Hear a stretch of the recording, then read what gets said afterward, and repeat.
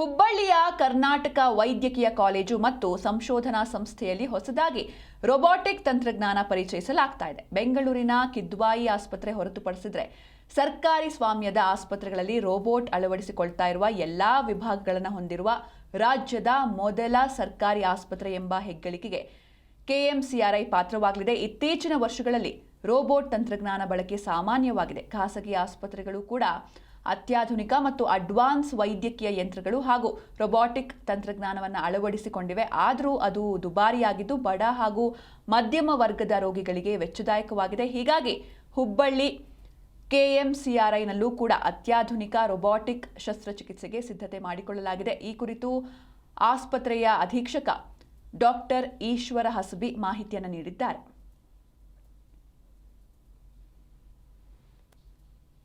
Machine ಅಂತ tender ಪ್ರೊಸೆಸ್ಸಲ್ಲಿದೆ. ಇನ್ನು ಕೆಲವೇ ದಿನಗಳಲ್ಲಿ ನಮ್ಮ ಆಸ್ಪತ್ರೆಗೆ ಬರುತ್ತೆ. ಅದರಿಂದ ಈಗ ಎಲ್ಲ ವಿಭಾಗಗಳಲ್ಲಿ ಉಪಯೋಗಿಸ್ಬೋದು. ಈಗ ಸದ್ಯಕ್ಕೆ ನಾವು ಇದರ ಆರ್ಥೋಪೆಡಿಕ್ಸ್ನಲ್ಲಿ ತೊಗೊಂಡಿದ್ದೀವಿ. ಅದರಿಂದ ಜಾಯಿಂಟ್ ರಿಪ್ಲೇಸ್ಮೆಂಟ್ ಆಗಲಿ ಅಥವಾ ಬೋನ್ ಆಪ್ರೇಷನ್ ಆಗಲಿ ಇವು ತುಂಬ ವೇಗವಾಗಿ ಸರಳವಾಗಿ ಪ್ರಿಸಿಷನ್ ಆಗಿ ನಡೆಯುತ್ತೆ. ಅದು ಇದೆಲ್ಲ ಅದಕ್ಕೆ ಇದು ಡಾಟಾ ಎಲ್ಲ ಕೊಡೋದು ಡಾಕ್ಟ್ರೇ ಕೊಡ್ತಾರೆ.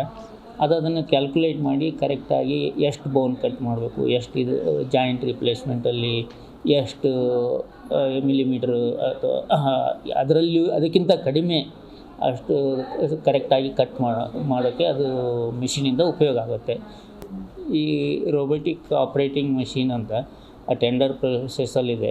ಇನ್ನು ಕೆಲವೇ ದಿನಗಳಲ್ಲಿ ನಮ್ಮ ಆಸ್ಪತ್ರೆಗೆ ಬರುತ್ತೆ.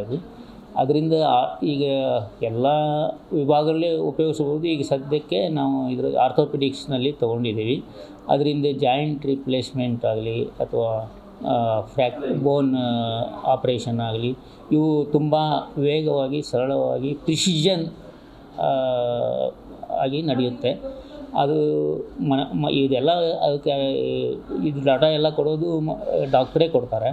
ಅದನ್ನು ಕ್ಯಾಲ್ಕುಲೇಟ್ ಮಾಡಿ ಕರೆಕ್ಟಾಗಿ ಎಷ್ಟು ಬೋನ್ ಕಟ್ ಮಾಡಬೇಕು, ಎಷ್ಟು ಇದು ಜಾಯಿಂಟ್ ರಿಪ್ಲೇಸ್ಮೆಂಟಲ್ಲಿ ಎಷ್ಟು ಮಿಲಿಮೀಟ್ರು ಅಥವಾ ಅದರಲ್ಲಿ ಅದಕ್ಕಿಂತ ಕಡಿಮೆ ಅಷ್ಟು ಕರೆಕ್ಟಾಗಿ ಕಟ್ ಮಾಡೋಕ್ಕೆ ಅದು ಮಿಷಿನಿಂದ ಉಪಯೋಗ ಆಗುತ್ತೆ. ಈ